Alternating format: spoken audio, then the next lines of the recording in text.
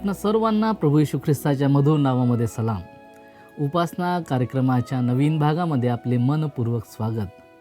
मागील भागात आपण पाहिले की देवाने आपल्या लोकांना पहिल्या काही आज्ञा दिल्या. त्या आज्ञांमधून देवाला जीवनात प्रथम स्थान देणे, विग्रह उपासनेपासून दूर राहणे आणि त्याच्या पवित्र नावाचा आदर करणे किती महत्त्वाचे आहे हे आपण शिकलो. आजच्या भागात अभ्यास करताना आपण शब्बात दिवसाविषयीच्या आज्ञा, आईवडिलांचा सन्मान तसेच इतर महत्त्वाच्या आज्ञाबद्दल जाणून घेणार आहोत. याशिवाय देवाने आपल्या लोकांना उपासना कशी करावी याविषयीही मार्गदर्शन दिले आहे. या वचनांमधून आपण पाहतो की देवाला केवळ बाह्य धार्मिकता नको आहे, तर त्याला आज्ञाधारक, नम्र, पवित्र जीवन हवे आहे. तर चला आजच्या अभ्यासातून देवाच्या इच्छेनुसार जीवन जगण्याचे आणि त्याची उपासना योग्य रीतीने करण्याचे महत्त्व समजून घेऊया.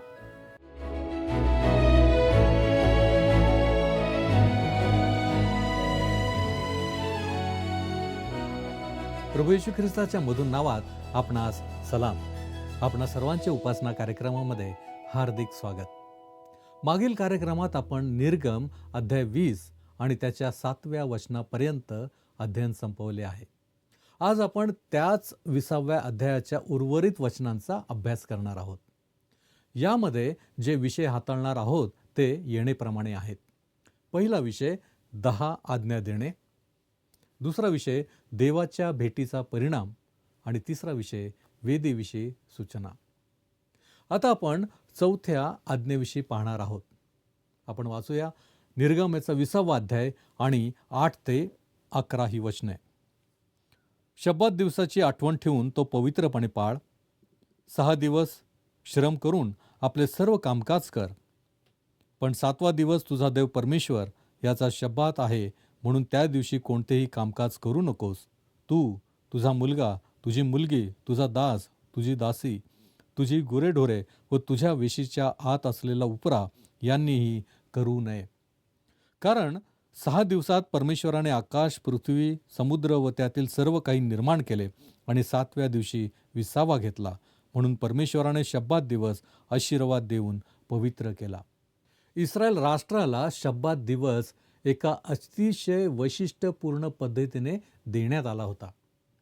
तो देव आणि इस्रायलची मुले यांच्यातील एक करार आणि खूण होती. आपण निर्गम याचा 31वा अध्याय आणि 13 ते 17 या वचनांमध्ये ते पाहतो. माझ्या मते नेमका कोणता दिवस होता हे महत्त्वाचे नाही. शेवटी कॅलेंडरमध्ये झालेल्या बदलांमुळे आपला 7वा दिवस हा आपला शनिवारच आहे की नाही हे जाणून घेणे अशक्य झाले आहे. मला तरी तसे वाटत नाही, पण तो मुद्दा गौण आहे. कारण आपल्यासाठी आपण कोणता दिवस पाळतो याने काही फरक पडत नाही. आपण ज्याला आठवड्याचा पहिला दिवस मानतो तो आपण पाळतो. तो कदाचित पहिला दिवस असेलही किंवा नसेलही, पण आपण आपल्या आठवड्याचा पहिला दिवस मानतो, कारण त्या दिवशी आपला प्रभू मृत्यूनंतर पुन्हा जिवंत झाला होता. या सर्वांवर निर्गम पुस्तकात पुढे चर्चा केली जाईल. पुढे आपण अशा आज्ञांच्या भागाकडे वळत आहोत ज्या मानवाशी असलेल्या संबंधांशी संबंधित आहेत. याची सुरुवात घरातून होते. वाचूया आपण निर्गम याचा 20वा अध्याय आणि त्याचं 12वं वचन. आपल्या बापाचा व आपल्या आईचा मान राख, म्हणजे जो देश तुझा देव परमेश्वर तुला देत आहेत त्यात तू चिरकाळ राहशील. पिता आणि माता यांनी आपल्या मुलांकडून मिळणाऱ्या आदरास पात्र असावे. आपण या आज्ञेबद्दल नंतर अधिक बोलू. आता आपण 6वी आज्ञा पाहूया. 13वं वचन. खून करू नकोस. एखाद्या विशिष्ट युद्धाला विरोध करणारे अनेक लोक या वचनाचा आधार घेतात. अनेक तरुणांचे म्हणणे आहे की तुम्ही खून करू नये म्हणून तुम्ही सैनिक होऊ नये. पहा, तू हत्या करू नकोस ही आज्ञा एखाद्या राष्ट्राला दिलेली नव्हती, ती व्यक्तीला दिली होती. एका माणसाने दुसऱ्याची हत्या करू नये. कोणीही स्वतःहून कोणत्याही देशात जाऊन हत्या करू नये. तू हत्या करू नकोस याचा सैनिकाच्या सेवेशी किंवा गुन्हेगाराला फाशी देण्याशी काहीही संबंध नाही. मानवी जीवनाचे रक्षण करण्यासाठी दुसऱ्याचा जीव घेण्याचा अधिकार राष्ट्राला दिलेला असतो. तू हत्या करू नकोस ही व्यक्तीसाठी असलेली आज्ञा आहे आणि ती खून किंवा हत्या करण्याबद्दल भाष्य करते. आपल्या प्रभूच्या मते ही गोष्ट रागातून उद्भवते आणि आपण आपल्या भावावर रागही धरू नये. आता आपण 7वी आज्ञा पाहणार आहोत. वाचूया आपण 14वं वचन. व्यभिचार करू नकोस. आज आपण एका लैंगिक क्रांतीच्या काळात जगत आहोत. लैंगिकता ही काही नवी गोष्ट नाही, परंतु विवाहाच्या बंधनाबाहेर ती कृती करणे म्हणजे व्यभिचारच ठरतो. देव हे अगदी स्पष्ट करतो. माणसाला कदाचित असे वाटेल की त्याने ही आज्ञा बदलली आहे, पण तसे झालेले नाही. ही आज्ञा आजही कायम आहे. आता आपण 8वी आज्ञा काय सांगते ते पाहूया. 20वा अध्याय आणि 15वं वचन. चोरी करू नकोस. मला इथे हा मुद्दा मांडायचा आहे की जर तुम्हाला व्यभिचार करण्याची मुभा असेल तर तुम्हाला चोरी करण्याचीही मुभा असायला हवी. आणि असेच इतर गोष्टींबाबतीतही. या सर्व गोष्टींचा एक संचच आहे. जर एखादी गोष्ट करणे योग्य असेल तर सर्वच गोष्टी योग्य असायला हव्यात. आणि जर एखादी गोष्ट चुकीची असेल तर त्या सर्वच गोष्टी चुकीच्या ठरतात. आता आपण या 9व्या आज्ञेबद्दल पाहूया. वाचूया आपण 16वं वचन. आपल्या शेजाराविरुद्ध खोटी साक्ष देऊ नकोस. आपल्या शेजाराविरुद्ध खोटी साक्ष देणे म्हणजे खोटे बोलणे होय. पुढे जाऊया. 10वी आज्ञा यावेळेस आपण पाहतो. 17वं वचन. आपल्या शेजाराच्या घराचा लोभ धरू नकोस. आपल्या शेजाराच्या स्त्रीची अभिलाषा धरू नकोस. आपल्या शेजाराचा दास, दासी, बैल, गाढव अथवा त्याची कोणतीही वस्तू यांचा लोभ धरू नकोस. प्रेषित पौलाने कलसेकरास पत्र याचा 3रा अध्याय आणि 5 या वचनामध्ये म्हटल्याप्रमाणे लोभ ही विग्रह उपासना आहे. आजच्या काळातील हे एक मोठे पाप आहे. देव हत्या, व्यभिचार, चोरी, खोटी साक्ष आणि लोभ यांचा निषेध करतो. पुढे कधीतरी आपल्याला 10 आज्ञांकडे एका वेगळ्या दृष्टिकोनातून पाहण्याची संधी मिळेल. आता आपण देवाच्या भेटीचा परिणाम हा मुद्दा पाहणार आहोत. देवाने इस्रायलच्या लोकांना 10 आज्ञा म्हणजे नैतिक नियम दिले आहेत. तथापि नियमशास्त्रात केवळ नैतिक नियमांचाच समावेश नाही. देव त्यांना नियमशास्त्राचा असा भागही देणार आहे जो सामाजिक कायद्यांशी संबंधित आहे. तसेच तो त्यांना वेदी आणि निवास मंडप उभारण्याबाबतीच्या सूचनाही देणार आहे. लेवीय पुस्तकात निवास मंडपातील सेवेचे सविस्तर वर्णन करते. हे सर्व नियमशास्त्राचाच भाग आहे. हे सर्व एकाच संचाचा भाग आहेत. आपण पुढे जाऊया. निर्गमनाचा 20वा अध्याय आणि 18 आणि 19 वचन आपण वाचणार आहोत. मेघगर्जना होत आहे, विजा चमकत आहेत, करण्याचा नाद होत आहे आणि पर्वतातून धूर चढत आहे असे सर्व लोकांच्या दृष्टीस पडले. तेव्हा त्यांचा थरकाप झाला व ते दूर उभे राहिले आणि मोशेला म्हणाले, आमच्याशी तूच बोल म्हणजे आम्ही ऐकू. देव आमच्याशी न बोलो, तो बोलला तर आम्ही मरू. जेव्हा इस्रायल लोकांनी मेघगर्जना आणि विजांचा कडकडाट पाहिला तेव्हा ते घाबरले आणि पर्वतापासून मागे सरकले. 20वं वचन आपण वाचूया. तेव्हा मोशे लोकांना म्हणाला, भिवू नका, कारण तुमची परीक्षा पाहावी आणि त्याचे भय तुमच्या मनात राहून तुम्ही पाप करू नये यासाठी देव आला आहे. नियमशास्त्राने एक अत्यंत उच्च दर्जा मांडला. परमेश्वराचे नियमशास्त्र परिपूर्ण आहे. ते परिपूर्णतेची मागणी करते. जर तुम्ही नियमशास्त्र पाळून तारण मिळवण्याचा प्रयत्न करत असाल तर तुम्हाला परिपूर्ण असावे लागेल. जर तुम्ही परिपूर्ण नसाल तर नियमशास्त्राद्वारे तुमचे तारण होऊ शकत नाही. मी देवाचे आभार मानतो की त्याच्या कृपेमुळे तो माझ्यासारख्या एका दीन पाप्याला स्वीकारून माझे तारण करू शकतो. आपल्या देवाचा चांगुलपणा आणि अद्भुतता कृपेद्वारे प्रकट होते. पुढे आपण जाऊया. 20वा अध्याय आणि 21 ते 23 वचने. लोक दूर उभे राहिले, पण देव निबिड अंधकारात होता. तिकडे मोशे गेला. तेव्हा परमेश्वर मोशेला म्हणाला, तू इस्रायल लोकांना असे सांग, मी तुमच्याशी आकाशातून भाषण केले ते तुम्ही प्रत्यक्ष पाहिले आहे. तुम्ही माझ्या बरोबरीला दुसरे देव करू नका. आपल्यासाठी सोन्या रुपयाचे देव करू नका. देवाने इस्रायलच्या लोकांना अशा प्रकारे दर्शन का दिले हे समजून घेणे महत्त्वाचे आहे. मला वाटते हे स्पष्ट आहे की देव त्यांच्या मनावर हे ठसवू इच्छितो की तो जिवंत देव आहे. लक्षात ठेवा की या लोकांचे संगोपन मिसरमध्ये झाले होते, जिथे सर्वत्र प्रतिमा होत्या आणि ते विग्रह आराधक होते आणि आजही आहेत.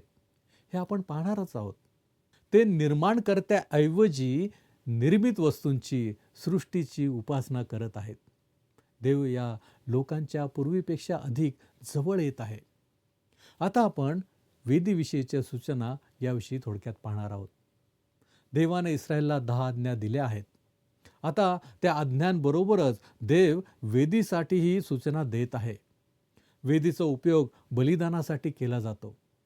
ही वेदी ख्रिस्ताचा वधस्तंभ आणि त्याने सांडलेले रक्त यांचे प्रतीक आहे. ही तीच वेदी आहे जी त्यांनी निवास मंडप उभारण्यापूर्वी बांधली होती. बहुधा जिथे जिथे त्यांनी प्रवास केला तिथे तिथे त्यांनी अशा प्रकारची वेदी उभारली असावी.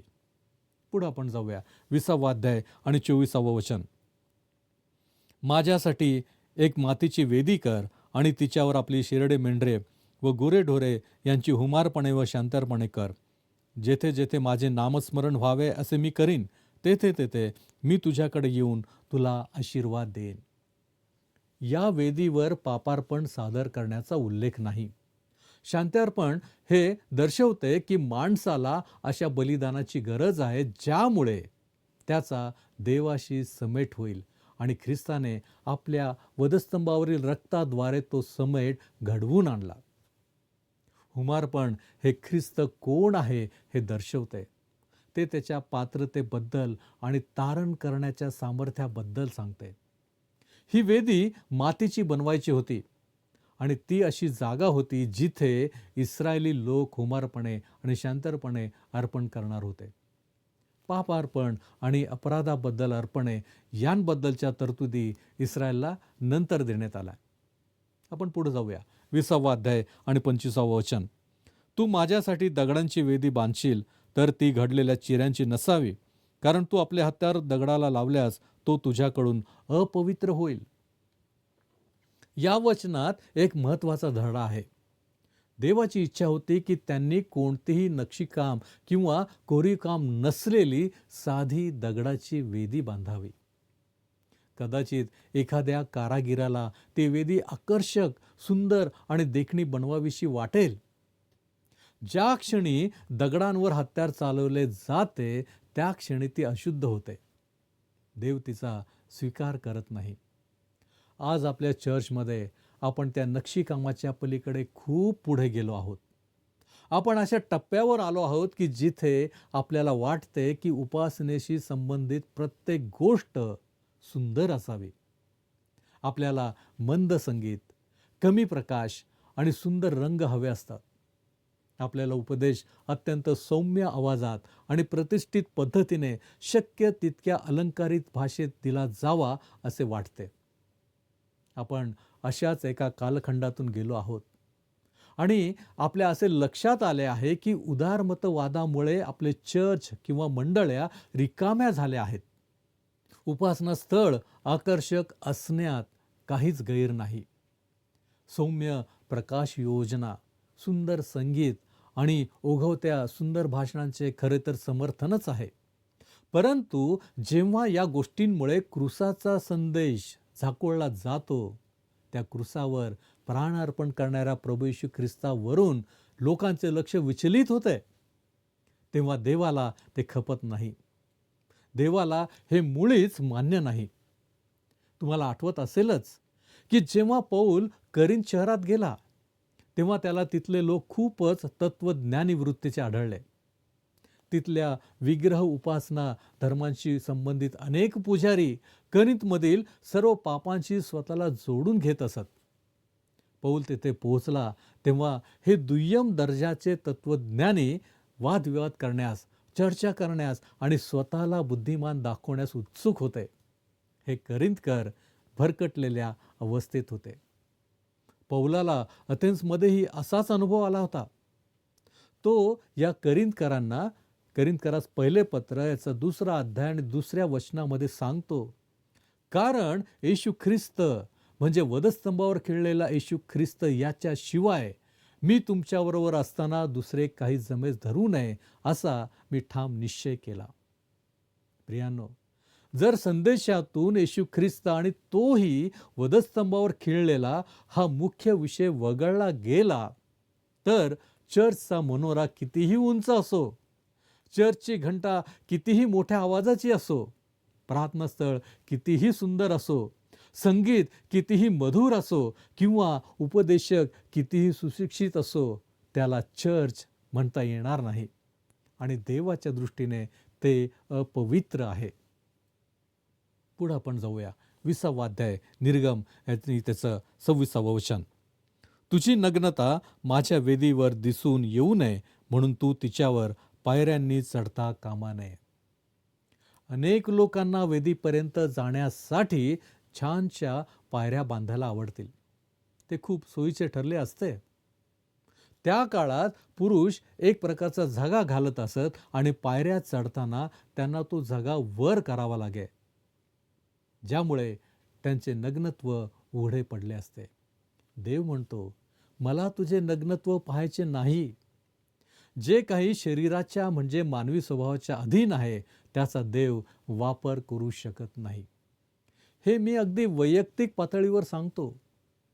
शरीराच्या प्रेरणेने जे काही आपण करतो त्याचा देव तिरस्कार करतो आणि त्याचा वापर करत नाही. देवाच्या कार्याशी संबंधित कोणत्याही गोष्टीमध्ये शरीराचे म्हणजे मानवी अहंकाराचे किंवा स्वभावाचे प्रदर्शन त्याला नको असते. आपण अशा गोष्टींपासून सावध राहिले पाहिजे. जेव्हा लोक केवळ उपदेशकाला पाहतात आणि ज्याचे तो दर्शन घडवण्याचा प्रयत्न करत आहे त्या एकाला म्हणजे येशूला पाहत नाहीत, तेव्हा मला अस्वस्थता वाटते.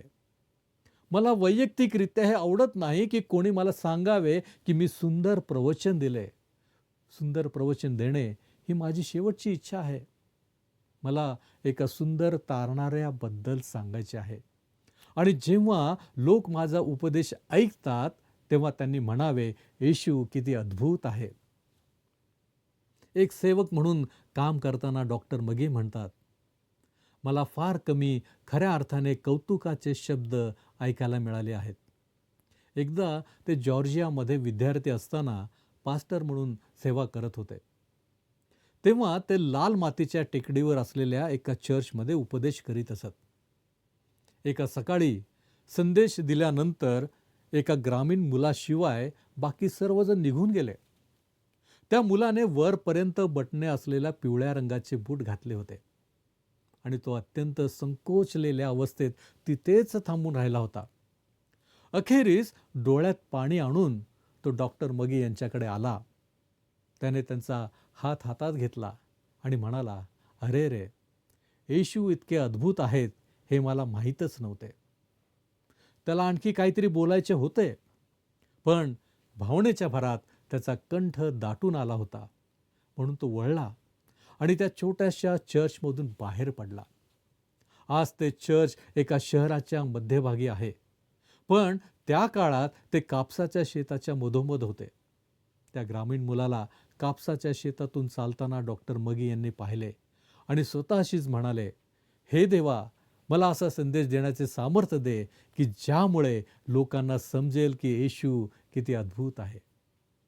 ही एक अशी दाद होती जी क्वचितच कोणाला मिळते.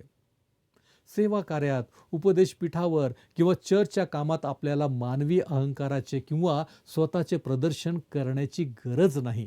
आपल्याला येशू ख्रिस्ताचा आणि त्याच्या वधस्तंभावरील बलिदानाचाच संदेश द्यायचा आहे.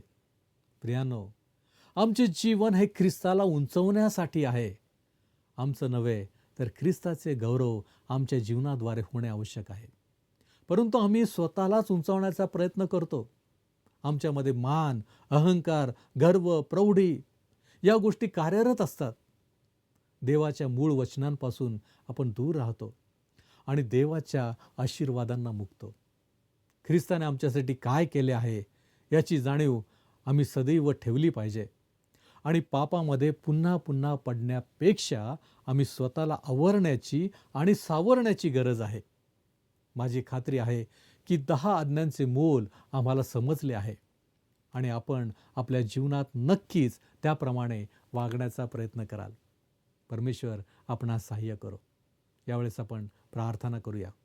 आमच्यावरती प्रीती करणाऱ्या आमच्या महान प्रेमळ परमेश्वरा, धन्यवाद देतो, तुझी स्तुती करतो, तुझे आभार मानतो यासाठी की प्रभूजी तू आजही आमच्यावरती प्रीती करत आहेस. प्रभूजी आम्ही कसे आहोत हे तुला चांगलंच ठाऊक आहे आणि यासाठीच प्रभूजी तुझ्या वचनांच्याद्वारे तू आमची भेट घेतोस, आमच्या अंतःकरणाशी तू बोलतोस आणि बापा तुझी इच्छा आमच्यासमोर प्रगट करतोस की जेणेकरून आम्ही फक्त योग्य मार्गावर चालावं, अयोग्य मार्गापासून, अंधाराच्या मार्गापासून आम्ही दूर राहावं. होय प्रभूजी, आज तू आम्हाला आज्ञांच्याद्वारे शिकवलेलं आहेस. या सर्व आज्ञा आम्ही आमच्या अंतःकरणामध्ये ठसवण्याचा प्रयत्न करतो आणि प्रभूजी आमच्या दैनंदिन जीवनामध्ये योग्यरीतीनं वागण्याचा आम्ही प्रयत्न करणार आहोत. प्रभूजी आम्ही दुर्बल आहोत, परंतु तुझं सहाय्य आम्हाला अत्यंत आवश्यक आहे आणि म्हणून प्रभूजी आम्ही आमची दृष्टी तुझ्याकडे लावतो. तू आम्हाला सहाय्य कर. तारणारा प्रभू येशू ख्रिस्त याच्याद्वारे ही विनंती प्रार्थना केली आहे म्हणून तू ऐक. आमेन. प्रभू येशू ख्रिस्ताची कृपा आपणाबरोबर सदैव असो.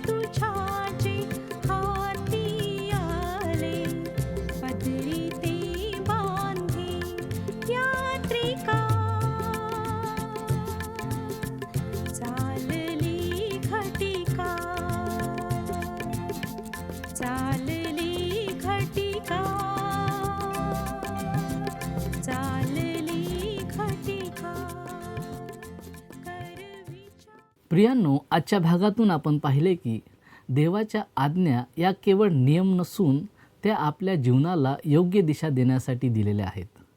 शब्बात दिवस आपल्याला देवासाठी वेळ राखून ठेवण्याची आठवण करून देतो. आईवडिलांचा सन्मान करणे, इतरांशी योग्य वर्तन करणे आणि देवाच्या उपस्थितीत नम्रतेने येणे हे सर्व देवाला प्रिय आहे. आपण हेही शिकलो की खरी उपासना ही केवळ विधी किंवा परंपरा नसते. ती आपल्या हृदयातील प्रेम, आदर आणि आज्ञाधारकतेतून व्यक्त होते. आजच्या जगात अनेक गोष्टी आपले लक्ष विचलित करतात, पण देव आपल्याला त्याच्यासोबत चालण्यास आणि त्याच्या मार्गात राहण्यास बोलवत आहे.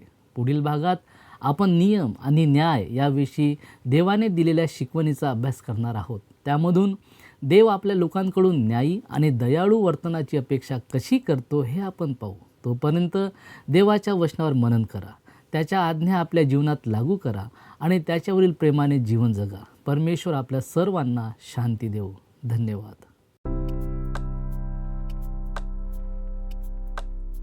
मागील कार्यक्रमातील प्रश्नाचे उत्तर आहे पर्याय ए. 10 आज्ञा 2 भागात विभागल्या आहेत.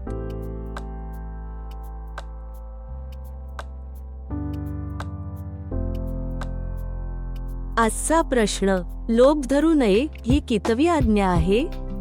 ए. 5वी, बी. 8वी, सी. 10वी, डी. 9वी.